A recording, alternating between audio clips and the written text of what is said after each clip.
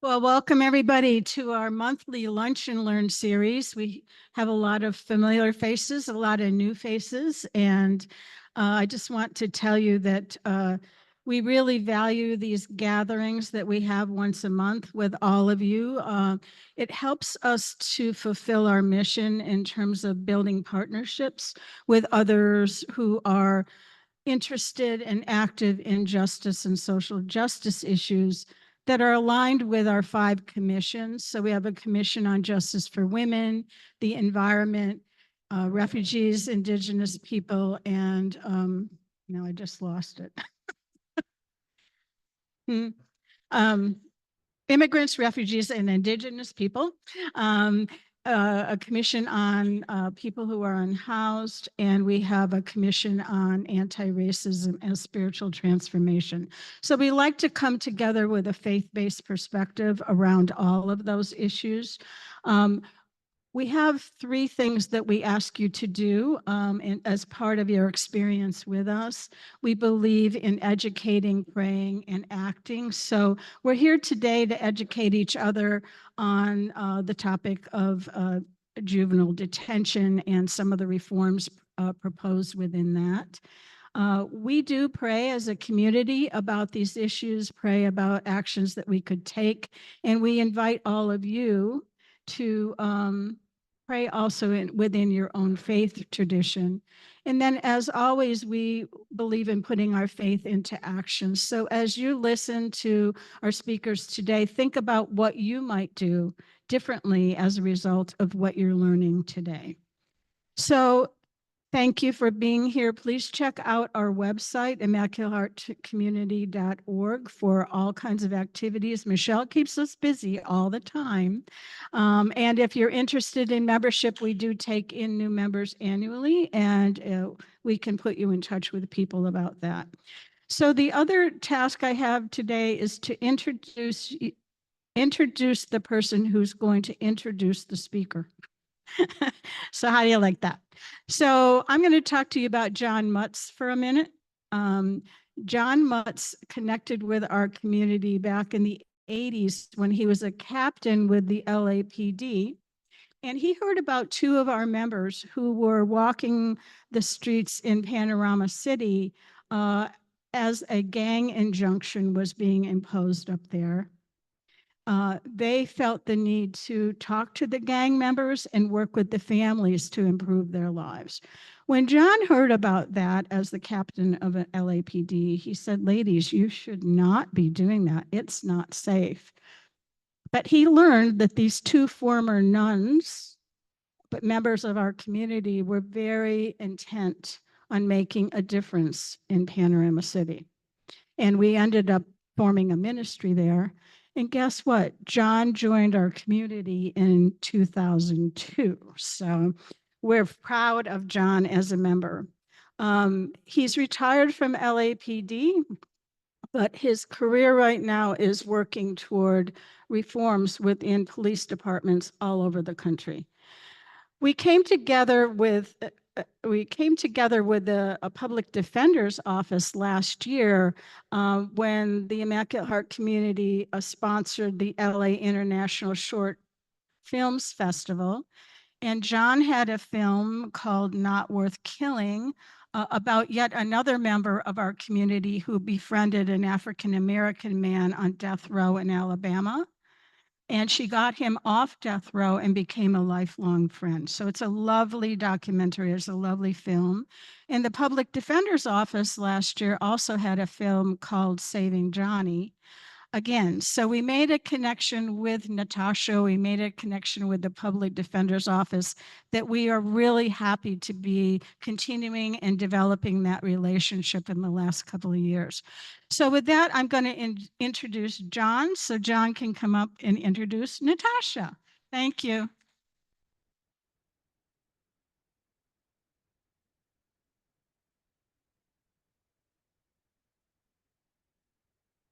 Thank you, Sherry. Can you hear me okay back there a little bit? How's that, Gabby? Yeah. All right. So I consider myself the warm act for Natasha. She's the powerhouse, and you'll understand what I mean when we hear her. I just want to thank all of you for coming today and being here. I know some of you have traveled some distance, and I really appreciate and honored to have the opportunity. My story's a little complicated, with some regrets, but so much joy. And so I'll just tell you a little bit about it, because I've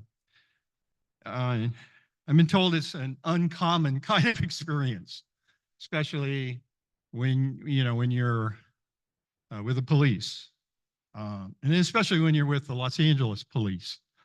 So, Sherry said I was captain with the LAPD. I did my 25 years and retired, or what I call escaped from the institution. And I describe my work in the field of social justice sometimes as the field of injustice, because it depends on who you are in this system. And I've been a member of the Immaculate community now for about 23 years. It's hard to believe it's gone by so quickly. Just a little bit of background on the LAPD. I was described as a poster boy for the LAPD because I was such a hard charger, wanted to do anything I could to be influential in the organization. I worked particularly all the assignments: narcotics, homicide. I worked sexual assaults. I was on the street as a training officer, all that, and then promoting to captain. So it was in 1974 I joined the police department as a 22-year-old who grew up in Northern California on a ranch, rural area, and then came to Los Angeles. So the town I grew up in was a very small town, and we lived 10 miles out of town. And so I came to Los Angeles, and it was culture shock. I don't know how to really adequately describe it. And then being thrown into this really stressful, militaristic police academy that not only molded your body, but molded your mind and hardened your heart, in my experience, looking back. But coming down here, I was so proud to get through the process and then be admitted to the academy, and then certainly graduate. I had watched Adam 12, the TV series. Did anybody ever see that? Or Dragnet? And I thought, I want to be like those guys. I want to be able to be helpful and respond and rescue people and take care of them and all that kind of stuff. And but I was out of the academy. I was sent to 77th Division in South Los Angeles. And for those of you who know Los Angeles, the 77th Station in South Los Angeles has had an extremely dark history in terms of oppression, abuse, mass incarceration, those kinds of things. So I found myself in this really toxic environment. It wasn't Adam 12. It wasn't Dragnet. And some of the people I was working with could have been kind of comic characters, strange people, mostly men at the time, mostly white men at the time. And 77 area was about, I would say, 75, 80% African American. And so this is a mostly all white police force. Didn't take me long to realize it was totally toxic for everyone, not only the police, but the community and the people who actually were trying to serve the community. I was so fortunate. So I'm trying to figure out how to get out of this place. And I get a scholarship to USC, University of Southern California. And it takes me out of there, and I'm working an administrative assignment. And I'm really good at taking tests. And so I promoted very quickly, especially with my graduate degree. And the whole point for me in promoting was to get to a place in leadership where I could actually influence what we were doing. As a patrol officer or as a detective, you're kind of like cannon fodder. You're just moving from case to case, and the caseloads are heavy, much like the public defender's office. They're actually ridiculous. I mean, you can't continue to work in that kind of environment without some kind of help, and certainly a lot of prayers. But I knew the police department could be better. I knew there were good people in it. And I found a process that had been used to turn around the Japanese economy after World War. It was created by Edward Deming, who was a statistician and was noted for a quality process. So I got trained in that from the aerospace industry that was really leading that. Like the Air Force, when you're building an airplane, the Air Force won't accept anything but perfection. There cannot be any flaws in the airplane. And so how do you do that? Well, you have to have a workforce that is totally dedicated to perfection. And that's a challenge. You're talking about a corporation that has to get that kind of commitment. But I found that process, it was being used in the US Navy as well, led that process. And I realized that although I had a good process, I lacked the compassion as a person, and the humility and the ability to relate to all people. So that, when you're missing that as a leader, you're kind of in trouble. You might be a legend in your own mind, about your leadership, but you really can't, influence those people who are actually closest to the process.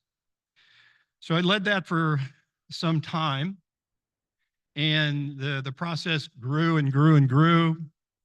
We had very many successes, but there was growing concern about what we were doing in terms of leading change. I think next I want to just talk about what changed my life as a person, as a man, and changed my career. It was in the early 90s. Sherry mentioned that I met two members of the Immaculate community, Socorro Mesa and Margaret Welch Rose.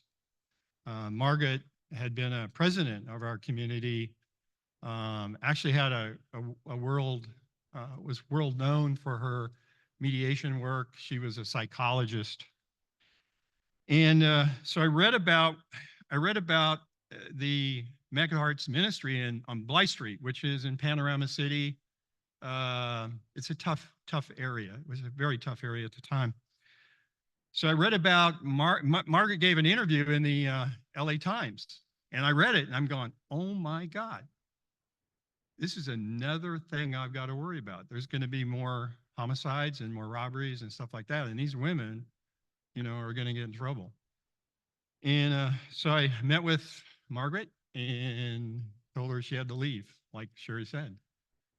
I'm in my uniform, and I'm consummate LAPD guy, telling this woman what she needs to do. So that didn't go well. But fortunately for me, Margaret had 3 brothers who were police officers. So I credit her her background in psychology and her relationship with her brothers that led to her being very generous with me.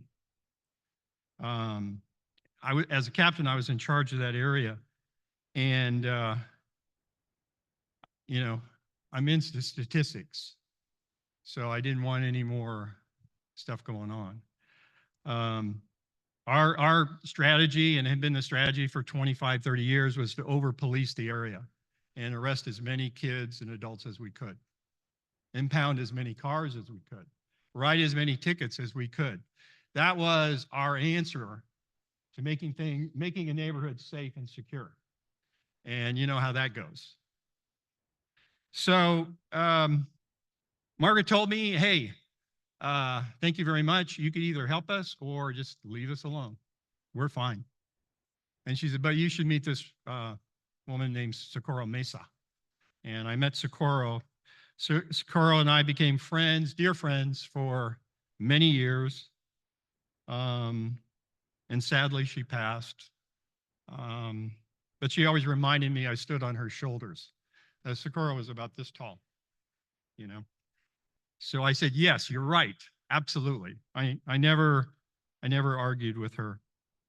You know, the people ask me what I learned from them. What did they tell me? They didn't really tell me anything. I just watched them. I watched what they did. I watched how they relate to people. You know, they never lectured me. They never schooled me, although they should have. And so that had a profound impact on me, as I said. I stayed in touch with the Blythe Street Project, later known as Casa Esperanza. We had generations of youth and families that were impacted by the presence of the Immaculate Heart community and the Immaculate Heart community's influence on other organizations. Like Margaret was steadfastly against the gang injunction. And I credit her with us being able to get rid of it and then be able to work with the youth and find options for them. As you know, many of our youth don't have those options. You know, as Sherry said, you know, I travel around and talk to police departments, and I often get asked, well, are there progressive police leaders? You know, because, you know, we're looking for them. And I go, unfortunately, it's a short list. They are out there. Unfortunately, we're getting more women chiefs of police, and certainly more women in policing, which is helping to make a difference. So I'd say that's progress. As Sherry said, it was my heart that led me to producing the film Not Worth Killing, story of Mitchell Rutledge, who's been incarcerated in Alabama for over 40 years. When he was born, his mother was 12 years old. Mitchell and I have become good friends. And I have to laugh. He said, you know, John, we are so different, you and me. I'm so different than you. You know, and it occurred to me, I go, Mitchell, no, we're not so different. We're not so different. We both were survivors of a system, and we both met women who took us on a different path. And I said, you know, we're not so different. I'm not sure he still buys that, but I believe that deeply in my heart. I think my work has only been made possible. You can't be alone in this kind of work. You can't be by yourself. It's just we have too many stories of what happens to, you know, people who lead change or even whistleblowers. I mean, we know in spite of the protections, they're harmed. They lose their jobs and all that kind of stuff. So I know I could never be doing the work that I'm doing without the Immaculate Heart community. And so many sisters and brothers who have influenced me and supported me and loved me. Um, so, um, and part of this work was connecting with Natasha, which was my good fortune, if you know her. I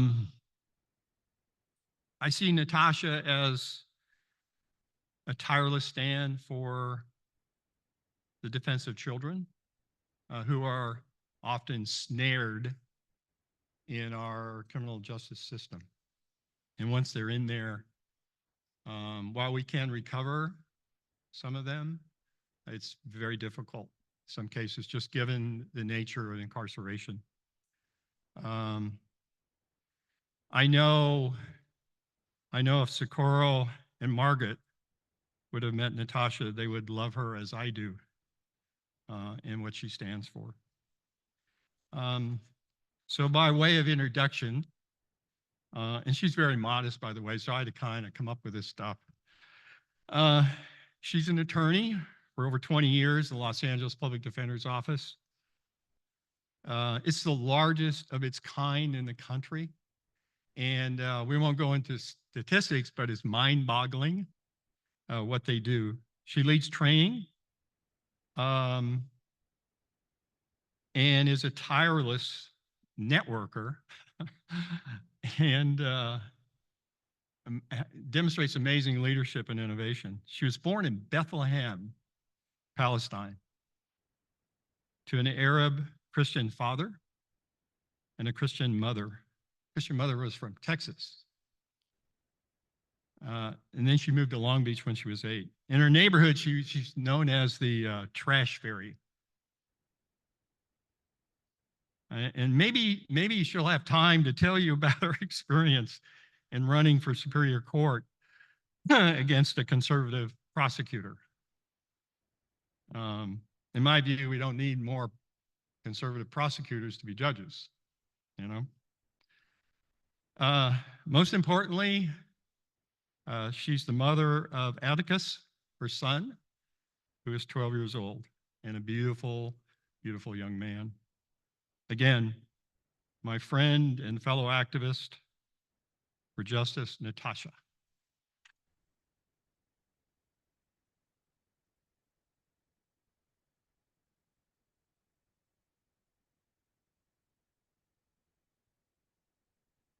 Good afternoon, everybody. Thank you, Casper, for turning this on. Where's the Zoom and where should I be standing so they can see? Okay, hi, everybody on Zoom. And hi, everybody. Thank you so much to the Immaculate Heart community for having me here today and for the wonderful introduction, John and Sherry as well. Not sure where you're sitting. Thank you. And to Michelle Richards and Pam Hope. And I've been fostering a relationship with the Immaculate Heart community now for well over a year. And when I first met the members that I've just described or named, like it really hit a chord with me on so many different levels. One, being born in Palestine and with after October 7th, every day has been something on my mind because I have a sister that lives in the occupied West Bank. I have aunts and mass amounts of cousins, like 50 cousins.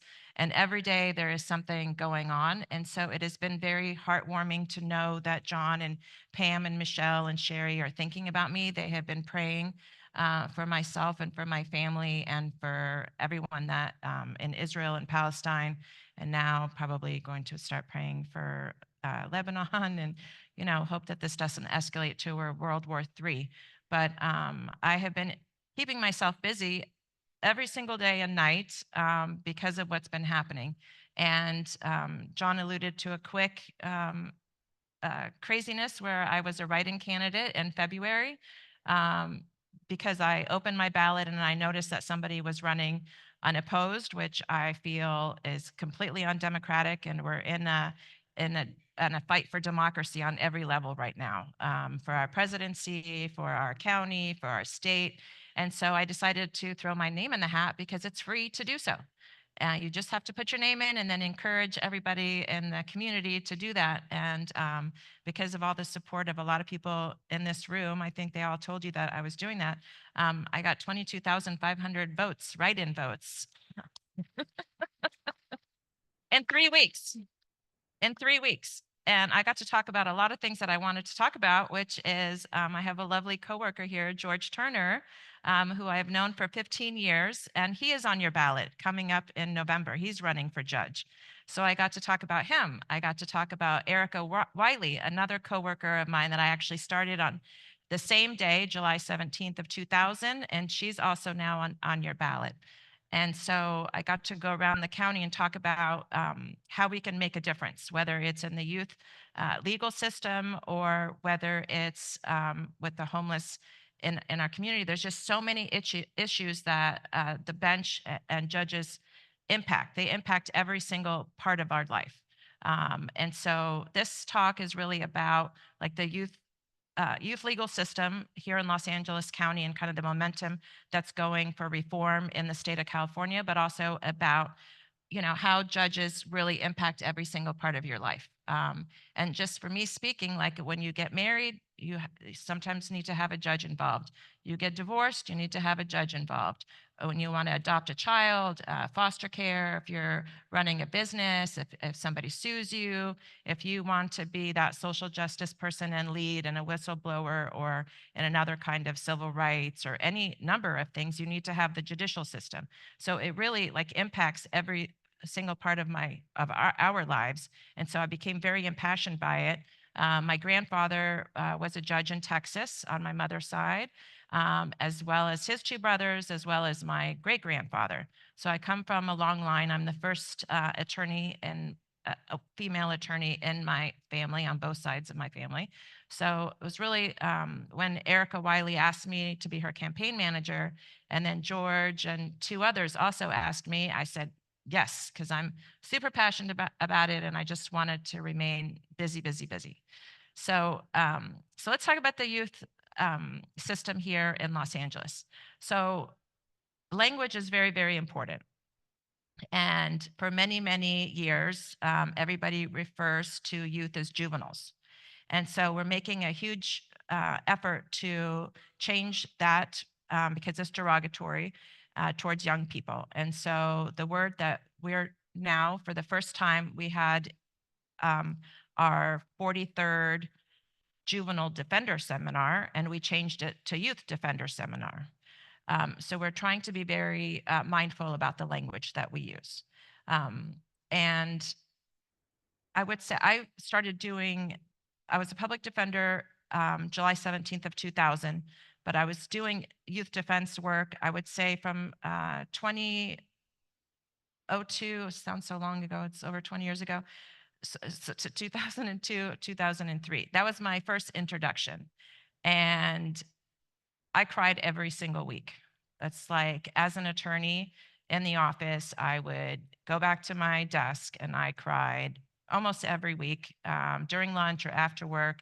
The things that I witnessed and that I endured, just the atmosphere that was in the courtroom. I represented a young boy that his feet didn't even touch, they would dangle off the chair, and he had severe ADHD, and he was going to be detained. His mom had brought him in. She could not handle him. The judge didn't know what to do. And so the minute he said that he was going to be detained, the youth he was already bouncing up and down on the chair, but the bailiff became insecure and thought that he was going to try to run, which he was like yay big of, 11 years old. And she tackled him to the ground right in front of me. And yes, so this is just one experience of like triggering constantly trauma for the youth, for people in the audience, for attorneys themselves. And so it was that kind of, I never even wanted to have children. And I told myself after that experience of the 1 year of being in the youth defender community, I never wanted to have a child. I was like, nope, this is just, I don't ever want to have my own kid in this system, right? But then as I grew and grew in learning about what I can do and what other youth defenders can do, there's a wonderful organization on the national level. It's called the Galt Center. And it used to be called the National Juvenile Defender Center. And they taught me that you have to treat the people that you represent as if they were your own child, as your own child. And when I started to get that mindset, then, they were all my kids. And so even if I didn't want to physically have one, they were my kids. And I have to think about, how would I want to have my child treated? Would I want to have my child, taken down to the ground? Would I want to have my child in custody for stealing, a $50 phone? Would I want to have my child in custody if, and then the list goes on, right? To always place that sentence with that mind frame. And so I brought with me some friends here today, and I'm so happy they're here because there's so much that has changed in the 20 years that I have started. We have closed down the Department of Juvenile Justice. I don't even know why they called that. It was the Department of Corrections, really. But we were able to close that down 2 years ago, and now we have secure youth track facilities. So they changed the authority from the state level down to the county levels. So there are no more youth prisons. They're all being housed locally. And so I have with me my dear friend who also started with me on the same day 24 years ago, Liz Bronstein, and she's our specialist in DJJ and Secure Youth Track Facility. And she's the expert in our county and recognized as one throughout the state. I also have with me the executive director of the Pacific Juvenile Defender Center, Brooke Harris, whom I want to also to say thank you so much for the Immaculate Heart community in supporting them and helping support them on their 25th anniversary. That was this past weekend. Well, this year is the 25th anniversary of the most important youth defense community in California. And then also want to acknowledge our new chief of staff at the Public Defender's Office. He is here, John Matthews, in the back. Also want to acknowledge my wonderful paralegal, Libby Pace, who has helped me. Together, we have written many, many grants in the last 4.5 years. The big thing, as being a member with the Public Defender's Office, I've had the privilege to think outside the box and be creative and kind of leverage that to see what kind of grants that we can get for the office, because the office and the whole youth defender community and so many organizations, community-based organizations, need support, not only monetarily in a grant sense, but also with labor, with volunteering. And so Libby and I have written, and we now, in our youth division, we now have 4 ongoing grants, one from the Office of Juvenile Justice Delinquency and Prevention, in which we're going to be rolling out, they haven't changed the name yet, but I'll talk to them about it. It's called Juvenile Justice Jeopardy, and we're going to roll that out to high schools in the next 3 years. We're going to hopefully start off with Compton High School. And then we're also changing the youth defender delinquency guidelines. So then that way all the youth defenders throughout Los Angeles County can be highly trained, highly educated on all the subjects, are all on the same page, and we can defend youth collectively in a positive way. We also have a grant from the Office of Youth, Community, and Restoration, and another grant from the LA County Quality and Productivity Commission. So all these agencies recognize that there is a great need, including the Board of Supervisors. They have been advocating for years, helping eliminate the use of solitary confinement in the juvenile halls, as well as ending the use of pepper spray. Hasn't fully gone into effect, but it's the intent and the spirit of they are behind the betterment of youth. And so riding also on their coattails, helping to get all this across the finish line. So I want to start off with Liz Bronstein. If you can come up and just talk briefly about what you're doing and how you're helping. And once everyone has spoken, it's what Sherry Purcell has said is we do need an action plan of how you can contribute in any way that you want. And so we will talk about that as well. So Liz. As Natasha said, we started in the Public Defender's Office more than 24 years ago. And Natasha and I became friendly in law school. We both knew that we wanted to be public defenders in Los Angeles. So we stayed in touch, and we actually were hired on the same day. So that's pretty cool. Um, I always wanted to be a juvenile public defender, and that's why I went to law school. I remember when I started at the old East Lake Courthouse back in 2002, I took over somebody's desk and all of their cases that I knew nothing about. And the first phone call came from a mother, and she said, I need to talk to you because my daughter is waiting to be sent to a suitable placement. And I literally started in juvenile about 15 minutes before that. And I said, I'll look into that. What's your daughter's name? She told me. I wrote it down. And she called back about 5 minutes later and she said, so when is she going? And I said, I have no idea. I'm looking for her file. And she said, but you don't understand. She's 13 years old and she's pregnant. And she has to deliver the baby via C-section because she contacted genital warts when she was raped. So I took a big deep breath and thought, okay, I'm going to saddle up for this. And I met this girl and she said, what does it feel like to have a baby? I was about 30, 31 at the time. And I said, I absolutely have no idea. I have a almost 16-year-old now, but at the time I had no idea. And she looked at me and she said, like, you're old enough to be my grandmother. Seriously? Like, how are you supposed to help me? And I thought about it and I looked at her history and she was 13. Her mother had had her when she was 13. Her mother's mother had had her when she was 12. And I realized that this was the beginning of intergenerational trauma that I was first learning about. Multi-generational trauma, excuse me. And from year to year, I run her name to see where she's landed in the last 22 years. And sadly, it's what we would expect. She's been in and out of prison all these years for serious offenses. And when I think about almost like a Hippocratic oath, like our first oath is to do no harm. And this is what we've done. We've harmed this girl. This system has harmed her.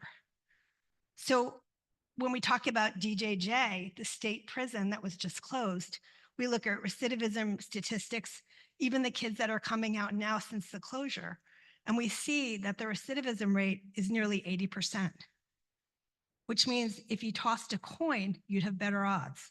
So somehow or other, we harm these kids in the state system, just like we did to this girl. So to that end, the legislature has worked together with the governor's office to close down DJJ and create something in its place. And that's where I come in. I'm the public defender who's in charge of helping create this place for the kids who are in the secure youth treatment facility, which is the top, like 0.5, it's supposed to be the 0.5% of the most serious offenders, those who the court or the district attorney decided to keep in juvenile court, but really have the highest level of needs and require the highest level of care. And I'd like to say that it's more successful. In some ways it is, but it's not perfect. We're stumbling through in Los Angeles. We're the largest county. We receive a lot of money, and we're still not really able to, effectuate the change that we want for these kids. But we do know that, at least I'm finding my kids from DJJ are so damaged from the way they've been treated through the years, from the prison culture in a juvenile prison, and from 18 months of being in solitary confinement as a result of COVID and understaffing.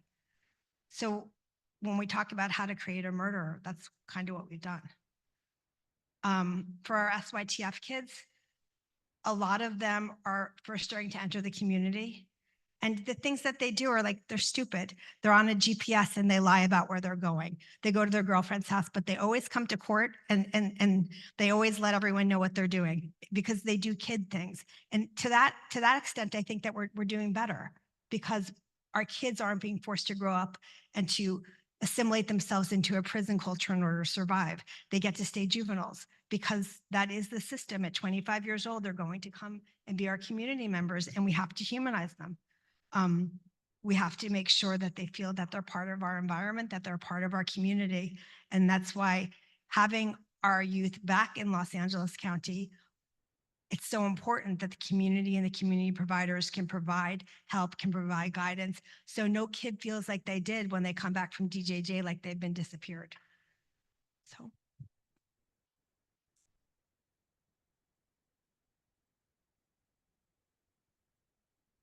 Right, this is my other friend, Brooke Harris. She's the executive director of the Pacific Juvenile Defender Center for the past 2 years. And she and I met on a plane here at LAX on our way to a Youth Defender Leadership Summit in Atlanta, probably about 10 years ago or so.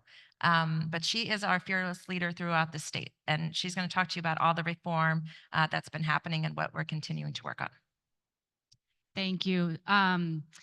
You know, listening to both Natasha and Liz, being a public defender, being a defender is a calling, right? It's something that you really have to commit to. And it's deep in your heart. Like you sacrifice in order to be a public defender. I was a public defender in Contra Costa County, and then I moved to Los Angeles. And I was able to join Loyola Law School in their juvenile justice clinic. And I was teaching law students and we were representing young people in juvenile court in Los Angeles County as well, mostly in Inglewood and Compton, but all over the county. And the law students were actually the ones advocating in front of the judge for their clients to be released, or going to visit the young people in juvenile hall, going to the community and meeting with them and meeting their families. And I'm proud that we trained public defenders that are now at the Los Angeles County Public Defender's Office doing great work. But it's something, to have this experience, it's really hard to describe. I mean, to be a police officer, it's hard. And I think, thank you, John, for sharing your story and just letting us in on what it was like, that whole trajectory. But I am now the executive director of the Pacific Juvenile Defender Center, and we work with youth lawyers all over the state to train them and support them so that they can be the best they can be when they're sitting next to a young person in a courtroom. I want you to think about a courtroom. It's kind of hard, hopefully most of you haven't been in a courtroom, even though judges really do play a large role in our lives. But think about a TV show, right? And in juvenile court, it's hard to move away from using juvenile entirely, but it's really important. But when you go into court, there's the bailiff, there's the sheriff. They're there to, protect the judge and to protect everyone that's there. There's a probation officer, there's the district attorney, there's the judge, there's the judge's clerk, and there's the court reporter. And then there's a table, and there's a defender, and there's a kid. And that kid sits next to the defender. And there's a literal wall between where anyone else that young kid knows. Their parents are not allowed to sit with them in court. Their clergy, their coaches, their aunts, uncles, grandparents, guardians, they're separate, right? And so the role of the defender is really unique because they're the only ones, literally, that have a relationship with that young person. Everybody else is there to, kind of keep the system going. And the defender is there to say, hey, wait, this is who this young person is. This is who I've discovered, who this person actually is. This is a child that we're talking about, who may have committed harm. I mean, that's the reality of the situation, right? Where this is a complicated thing because we're talking about young people who have not been served by their communities, potentially by their families, by their schools, by all of us, right? The way that our society is structured, and they may have committed some serious harm, but that is not all of who they are. They're still young people. They're still children. They're still forming. And what happens, when they come into the system is that we then sort of ask the government to intervene. We sort of place this burden on the Los Angeles County Probation Department to give them what they need. And that often really does not work, right? What they need is love. What they need is forgiveness. What they need is mentorship and a new path and a new way to be. And putting that on a government agency in a locked facility is that's the opposite of what young people really need. So our organization, we train defenders in all types of, the basics. When you're coming in to a youth defense role, like what are the basics? What do you need to know? What is different about representing kids? What's the law? And how do you talk to kids, right? It's complicated to explain the law to a young person who's now caught up in the legal system. So we do that basic training, and then we want to think about how race impacts the the youth legal system and how to advocate for racial equity and racial justice in court. We want to think about kids who are neurodiverse and how that impacts their ability to go through the court system. Kids who are identify as LGBTQ+, right? And how we know that like up to 40% of the juvenile justice system can be filled with young people that are LGBTQ because they sometimes are kicked out of their homes and not accepted for who they are, right? The statistics are staggering for LGBTQ+ youth. Kids that, every young person is different. And Natasha really talked about this, right? That this is what we want to empower defenders to do, is to represent each kid one at a time and understand who that kid is. So that's the mission of our organization as well, right? We want to affect systemic change through advocacy in the courtroom.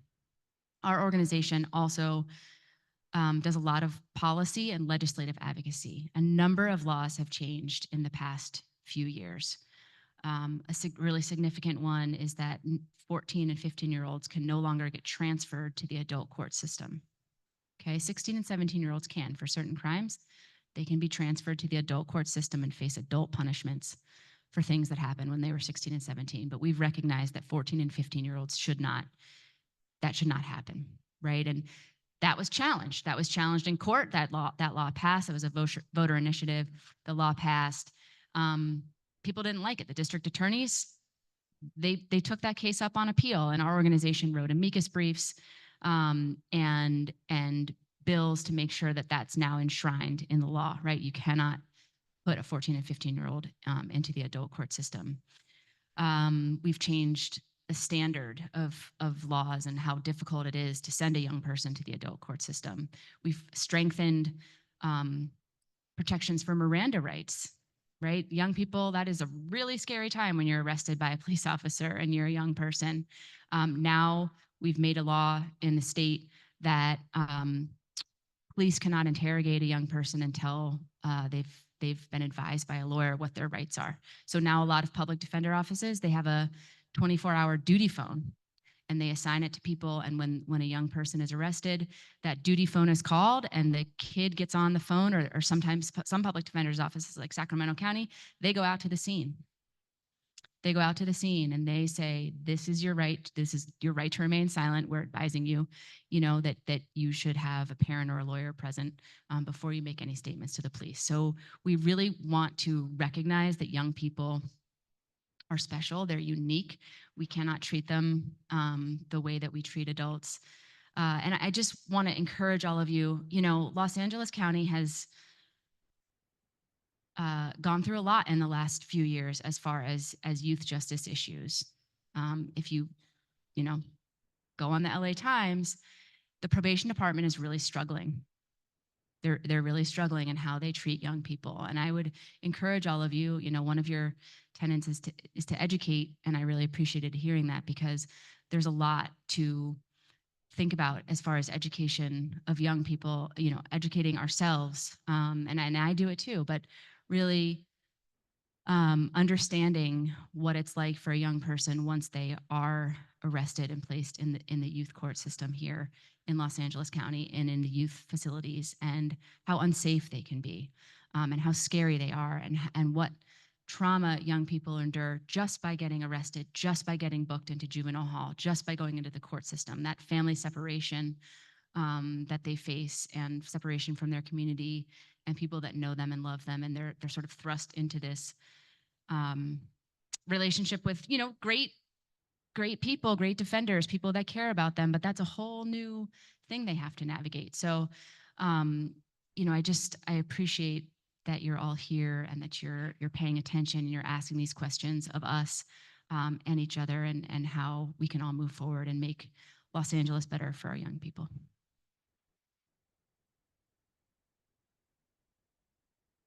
Thank you, Brooke. So I also wanted to bring up George Turner. He's not going to talk about youth, but since he's on the ballot, this is a perfect opportunity for you to meet this wonderful public defender. And he's going to talk about the homeless mobile unit. That's one of the things that our department also runs. Hello. My name is George Turner. I am running for Los Angeles County Superior Court Judge, seat number 39.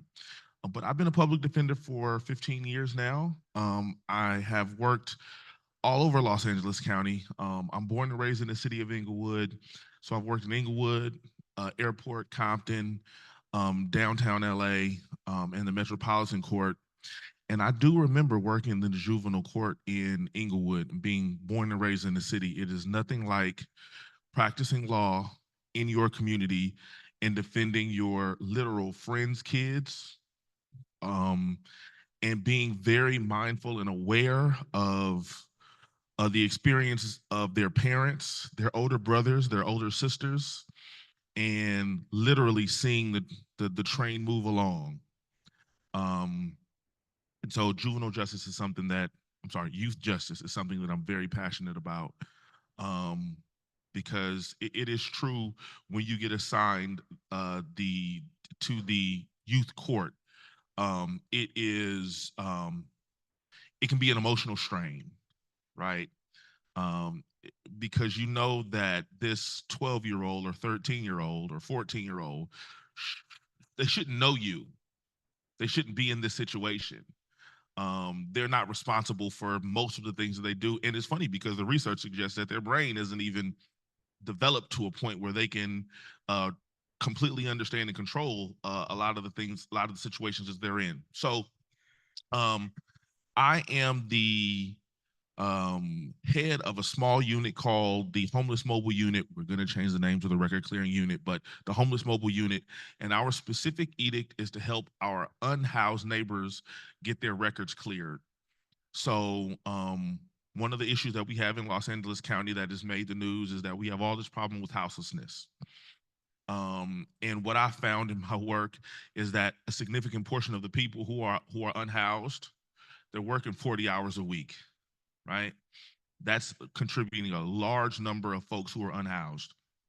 And so what my specific unit is dedicated to doing is clearing as many records as we possibly can, whether it be through expungements, whether it be through sealings, whether it be through vacatures, whatever we can do to help to clear a record so that when someone runs a background check, they're not prevented from getting a promotion or being fired after they're hired, or getting access to a scholarship so that they can finish school, or being admitted into a place to stay.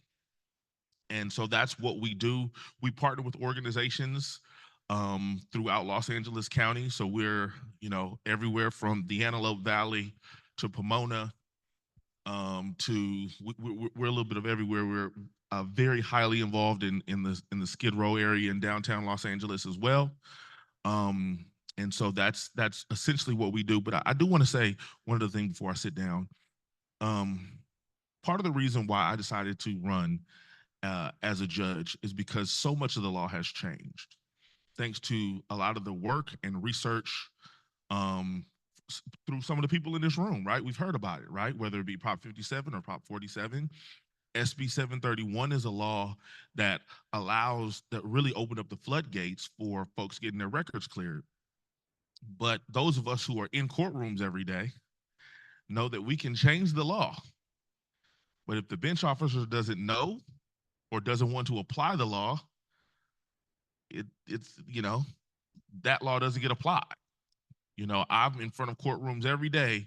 I'm in front of bench officers every day who say the law changed. This person isn't eligible for an expungement. I'm like, Your Honor, the law changed in 2023. And you don't know about, you want me to write a motion for a law that changed in 2023? Or they'll say, well, the law changed, but I'm going to use the same schema as before because I've been doing it this way for 20 or 30 years, right? So, sure, the law changed, but why actually apply it as it currently stands? So one of the reasons why I'm running, because I love being a public defender, I love the work that I do, but one of the reasons why I'm running is because I want to see the law applied as it currently stands. We do all of this work to make sure that the law changes, but if we don't have folks on the bench who are willing to apply the law, it's going to be more of the same. So that's kind of sort of the mission that I have. And I want to thank you guys for the opportunity to speak. And Anyone who's interested in partnering with my our small unit to do an expungement clinic, please let me know. I'm passionate about that work too. Thank you. Thank you, George.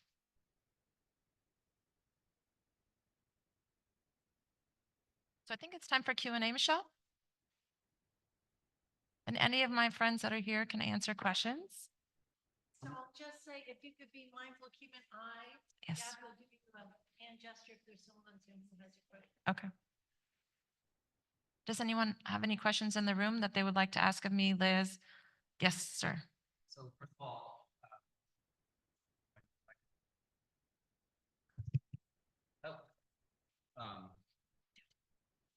thanks so much to all four of you for that. It's so encouraging from sort of multiple vantage points in what you do.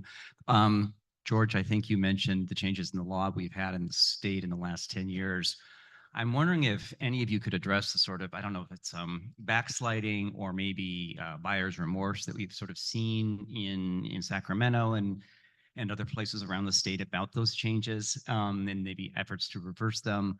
I'm curious what the position is of sort of the public defense bar or the youth defense bar on and suggestions you might have for those of us in this room who are not insiders or stakeholders directly in that system, that we can have online or in line at the grocery store when things like come up, like, oh, you know, this, in other words, the experiment has failed of reclassifying crimes basically and making them less serious. I think that might be a false premise, What? that it has failed. That's what I'm saying. Yes. How do we address that? How are there, because again, one of the premises of these sessions is to kind of leave here with some action items. Right. So are there some, talking points that we can use to rebut that premise, or, other ways that we can be allies in trying to reverse this kind of reversal of, I would say, attitude around the changes that he talked about? So I live in a wonderful community called Playa del Rey, which is at the beach, as Playa obviously means. But I tackle these questions with my neighbors all the time. I'm super active. Like, I am one of the trash fairies. That means that we just go around and we pick up trash. And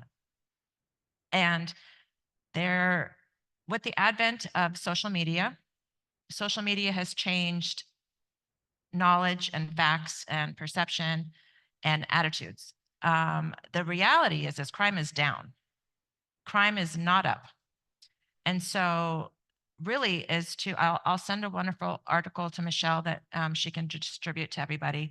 But really, the crime is down, but the people who are being burglared, their things are being stolen. So now it's just being advertised everywhere, right? And so, but in reality, that number is much, much lower. Violent crime is lower, and just across the board.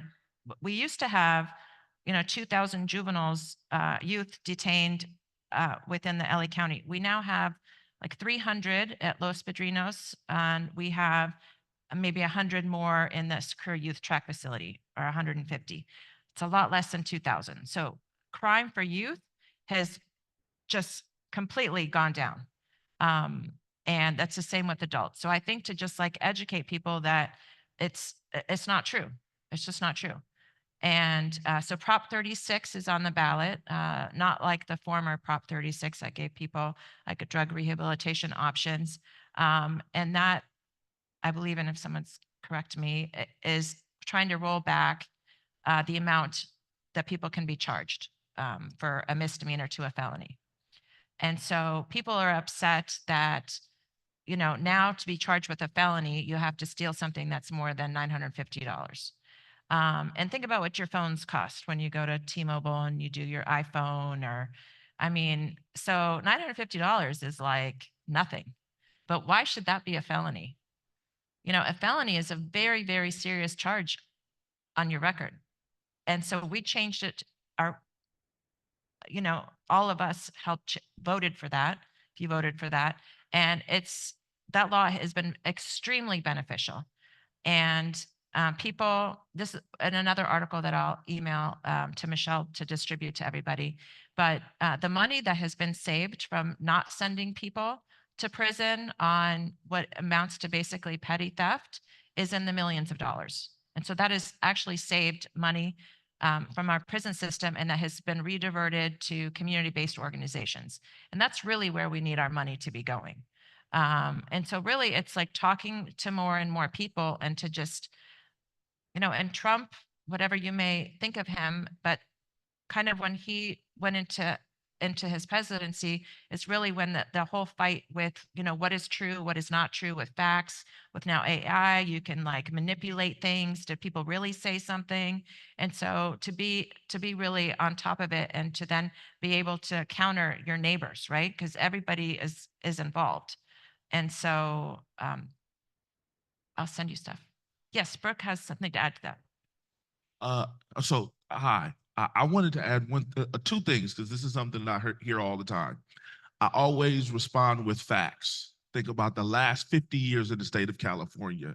In the last 50 years in the state of California, we've built 23 prisons, and we've only built one college. We've opened 3, but we've only built one college. So the question becomes, is that the right direction that we're going?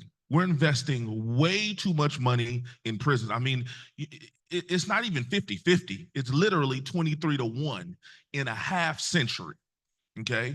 And for those of us who are practicing every day, the common sense question is, we break it down purely common sense. If you take away my clients who don't have mental health issues, who aren't unhoused or have serious poverty issues, who aren't addicted to drugs, if you take those 3 clients away, I probably have 5 to 6 clients over my 15 years. So if you bring someone into a courtroom and they have these issues, and then you put them in a cage for a year or 2 years or 6 months, when you let them out of that cage, they still have those issues, right? Which is why we have this overflow of prisons, right? So the question is, okay, so we have issues, whether they be crime or whatever. The question is, how do we address them? We've tried putting people in cages. We've done, if putting people in cages was going to make us safer, we'd be the safest place on the planet. We tried it. It has failed miserably. So now let's do something different. Let's try addressing the issues that bring people into the courthouse, right? Let's try addressing that and see what happens, right? And so these laws, they change in 5 years and then say, oh, well, it's been a failure. Well, we tried mass incarceration for a half a century. And what it got was, 23 prisons, 3 colleges. I had an argument with my friend the other day. He said, the county jail is so old, we need to build a new one. And I said, do you know when the last time we built a county hospital in Los Angeles? It's the 30s. The last time we built a county jail in Los Angeles, it was the 90s. The last time we built a state college in Los Angeles, it was the 60s. So we're about to build another county jail, and we haven't built a hospital or a college. Is that a society that's going in the right direction? And these are the sort of questions you got to ask. They're really just sort of, the numbers are good, but also it's the common sense. Will putting someone in a cage, because ultimately when they say things like, we're going to make this thing a felony or that thing a felony, or we're going to get tougher on crime, ultimately what that leads up to is putting people in a cage. So is putting someone in a cage going to make them better or us safer? If it was, we tried it already. We did that. It failed. Let's try something different.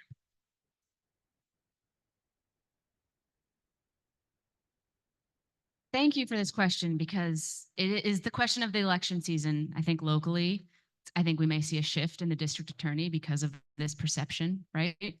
That's a very real possibility.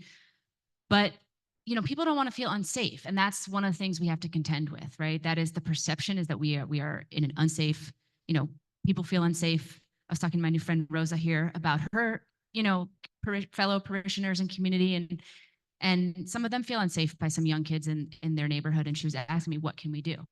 And I want to, this idea about money and resource allocation is huge. And I don't think it shifts, it's not going to maybe right away change the mind of someone who feels like crime is up. It's not, and that they're unsafe. But in the youth justice realm, it costs something like $400,000+ to house a kid in juvenile hall for a year. Okay. So you divide that by 12 and it's like $35,000 a month. All right. The numbers may have gone up. These are numbers from a couple of years ago. So I looked up the tuition cost for Harvard Westlake. All right. So that's the first month.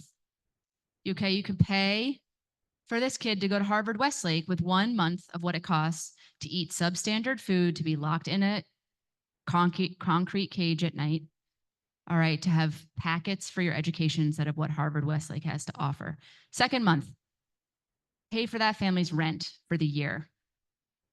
It's like something like $2,800 a month. You could, that's $33,000 a year. Okay. Then you buy them a car that you can get a really stable brand new car for $33,000. And I can't go on. I can't actually get to 12 months of what you could pay, what you could do. But I've gotten through 3 months of solving some really basic issues: education, transportation, especially here in Los Angeles County, and rent, right? And you could solve those with a reinvestment and a reallocation of resources. And I just think that is a really important thing to think about. The cages are not working. You cannot get well in a cell.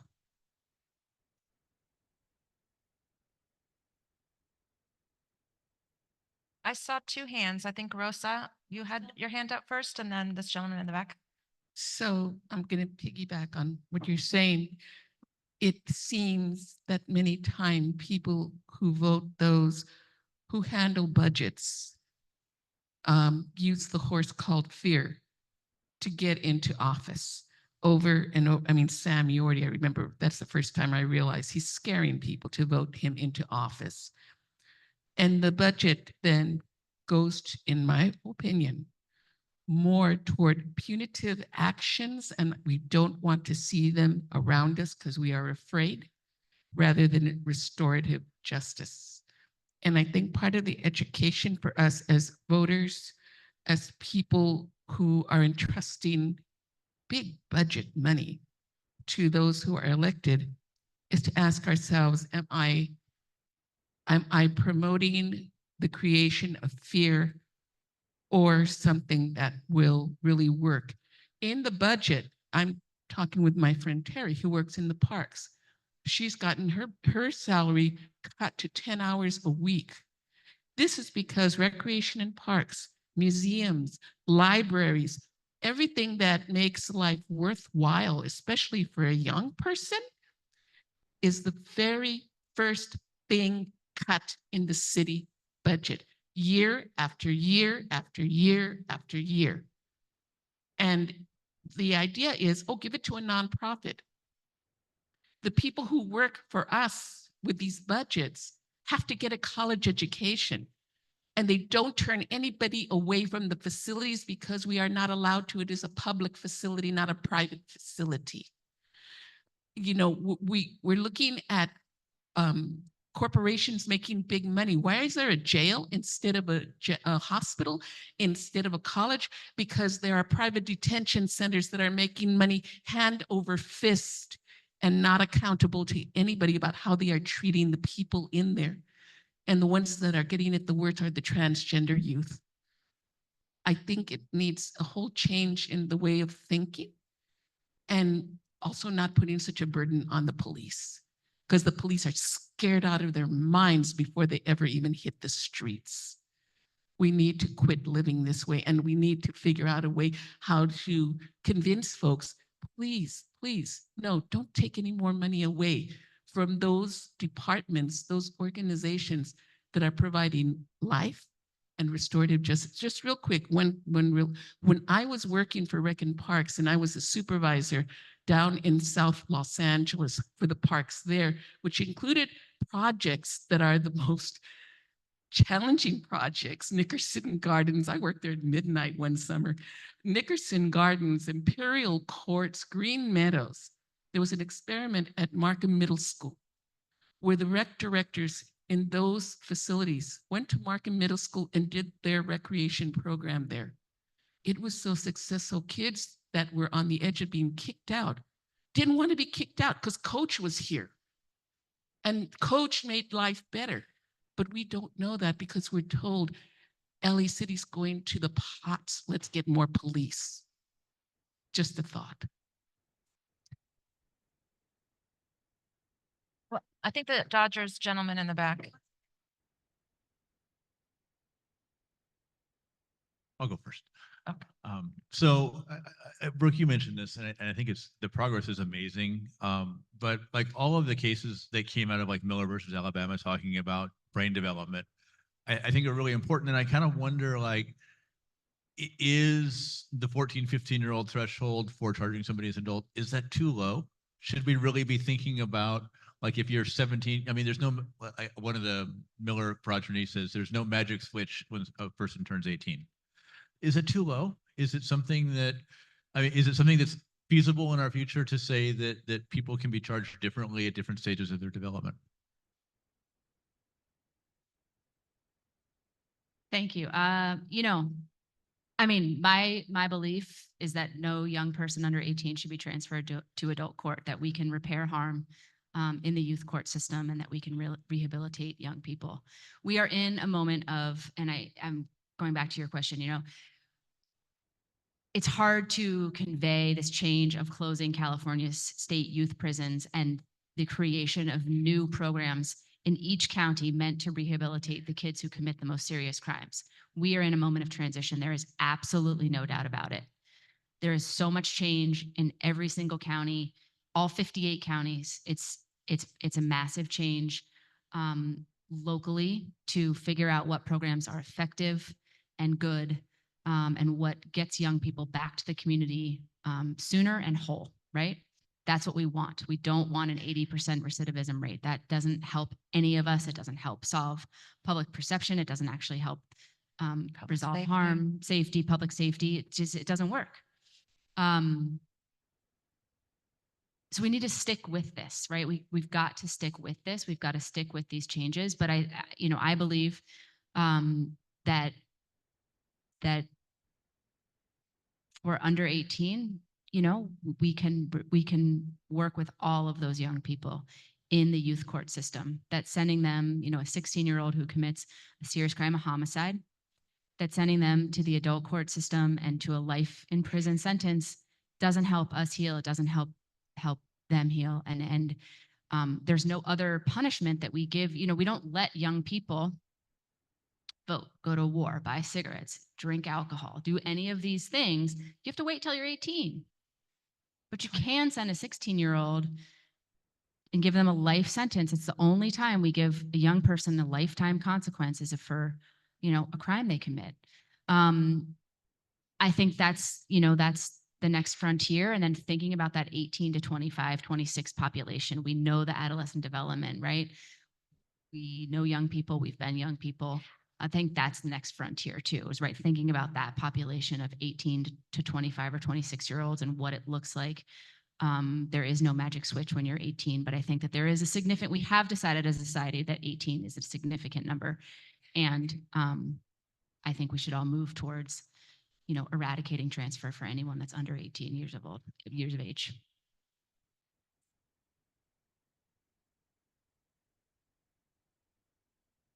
You know, while she's moving back there, what John is working on is culture change in the police department. And we've just had, as an example, like George Gascon is our district attorney for not even 4 years yet. And, you know, but we had slavery for like 200 years. And so we are still feeling the impacts of that because people didn't have the right to vote. People You know, just in the 50s when my mom was going to school, the lunch counters where her fellow classmates at the University of Texas couldn't sit next to her. I mean, all of this stuff is recent history of that many of you in this room. So to just expect things to be changed within a 3-year period is just, I mean, no one else expects that in their own lives. So how could we expect to change all of Los Angeles and make it better in that time frame? It's all changing, culture change of police and the mindset of that we need to actually help youth and help restorative justice. You know, when John mentioned the 77th district at LAPD, I used to go to these stakeholder meetings, and I think Liz did as well, with the Sentinella Youth Services, and they partnered with the 77th Division. And even with kids that committed serious crimes such as robbery, the 77th Division committed to having them do a restorative justice program, and it was very, very successful. Everything that you look at for restorative justice, it works. And so we just have to keep trying it and implementing it and having a prosecutor that's willing to do that. Okay, your turn. I've been thinking about this question about the prisons. I loved what you said about 23 prisons being built.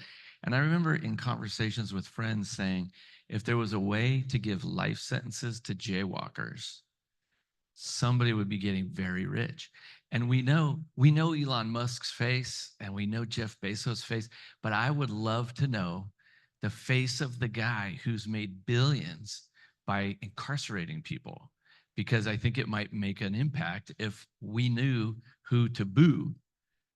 Because a lot of people think that those people that get locked up for a good reason.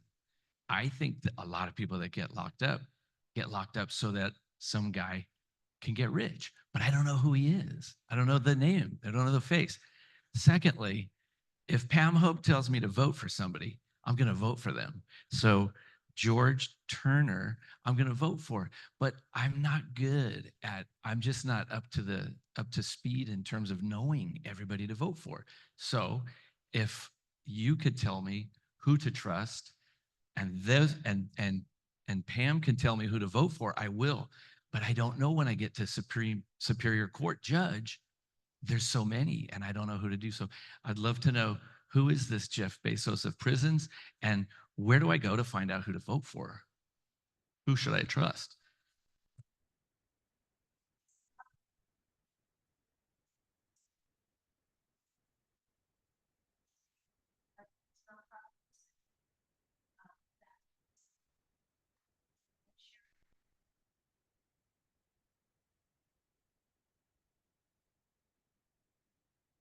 I resonate with what Denny said because I take my ballot very seriously.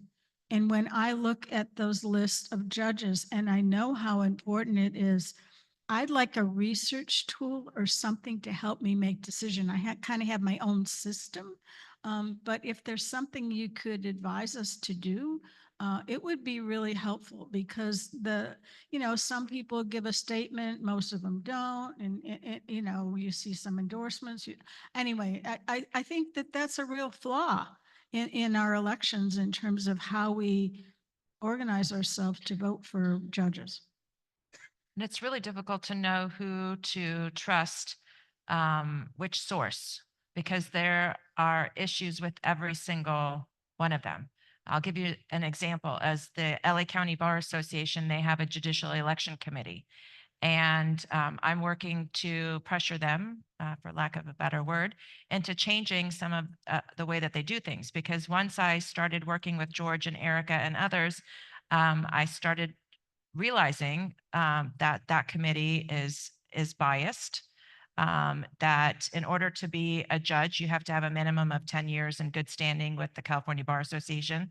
And people that were on that committee that are influencing who should be a standing of excellent, or they make a recommendation, right? They have these labels. Well, people can serve on that committee who've only been attorneys for 1 year, 2 years, 3 years. So I'm working with them to say, look, there should be a minimum of at least 7 years. That's what the state level is, or at least 10 years. If somebody's on the ballot that's running unopposed, they should have an evaluation as well. They should be submitting to that, and they too should have a recommendation of whether they're, an excellent or good.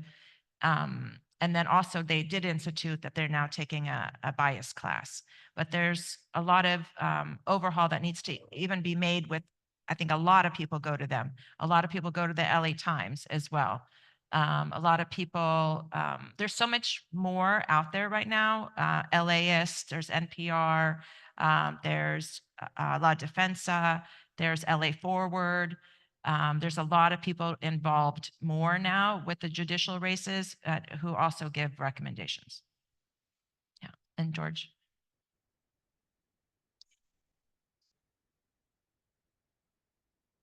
Okay.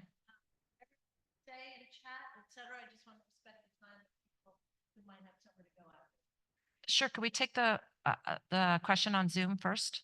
2. Excellent.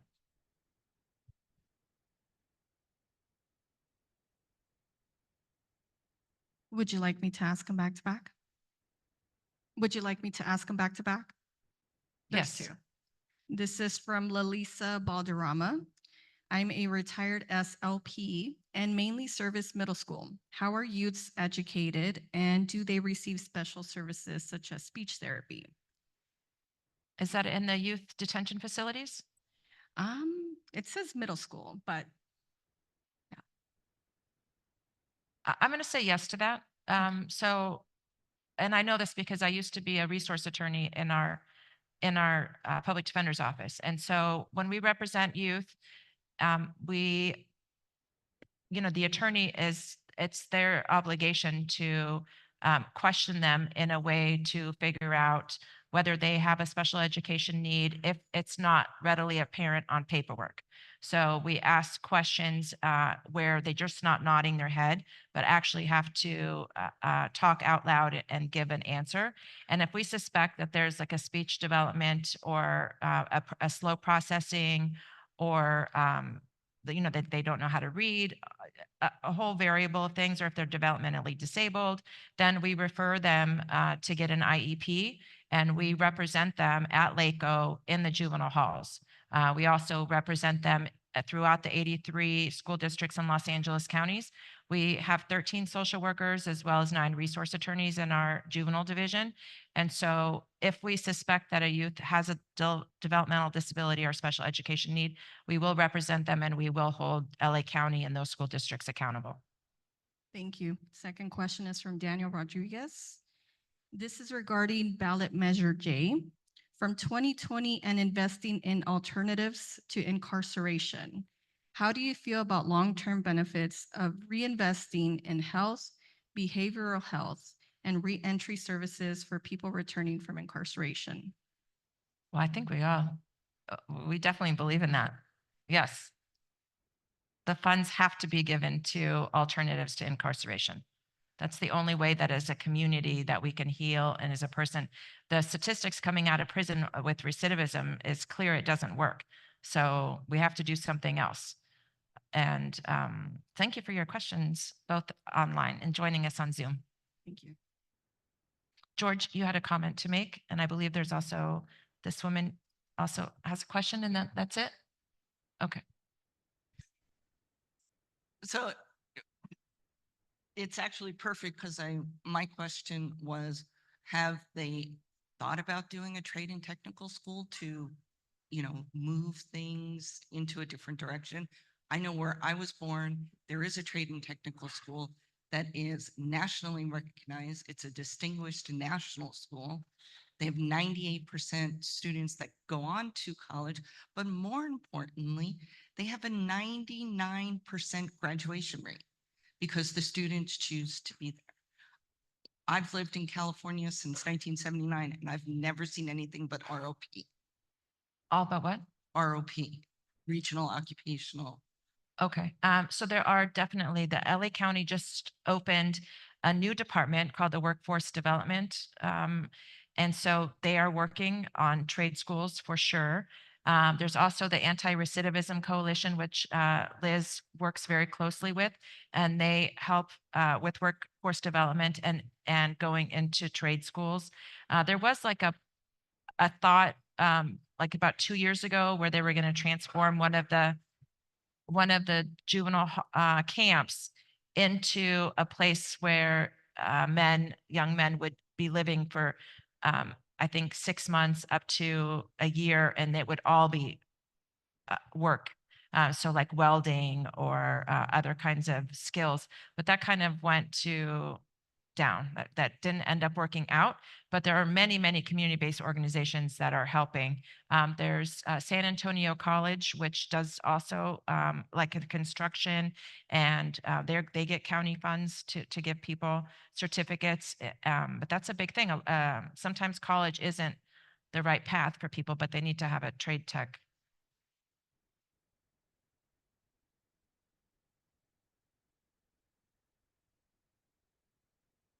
For high school as well? Oh, I don't think we have that in LA County.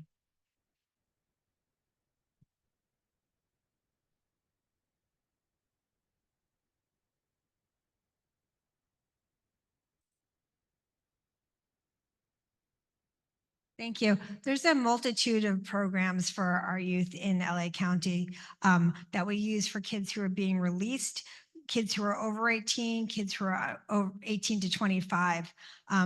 There's a program called Rising Scholars where all the universities are involved, and each community college is linked to one of the facilities or the areas.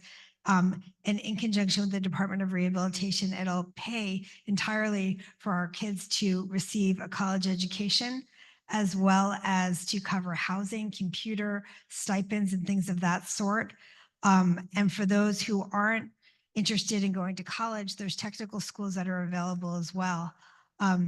There's also a program that we're using for our kids on the serious offenses for a less restrictive housing called Opportunity House that recently opened near UCLA. And we have kids that are living there who are released on very serious offenses on GPS with lots of restriction, who are full-time students working towards their undergraduate degree. Some of them have already received their AA degrees. And I think a lot of this is, having somebody view themselves differently. Like George has said, putting somebody in a cage over a period of years, a youth, an adult, you know what you're going to get. You're going to get the same results. To allow one of our young people to look at themselves differently and open up the doors of education. We have a friend, Angela Zaragoza, who used to be a public defender, who's now the lawyer who's running this group called Opportunity House. And she'll say to you, once you have an education, nobody can take that away from you. So that really is the key to opening a lot of doors. For our other kids, there's things like fire camp. We have kids who are up at Pine Grove Fire Camp in Amador County who are fighting fires. We have a pathway to the California Conservation Corps, which is not something that's traditionally been used for those with former records, but they're open to working with our kids now. And they're working side by side with former military and other former youth doing land conservation, environmental protection, and also fighting fires. I have clients that are on the airport fire right now. And again, I think that this is all part of restorative justice, giving back to the community, making amends for the things that you've done wrong, and keeping your community safe. When I've had clients who are up at Pine Grove, the first thing that they've said to me is, I'm not shackled up here. The people in town don't turn away from me. I march in parades and people thank me. And that's how youth can start to see themselves. And I think it's really a transformative experience.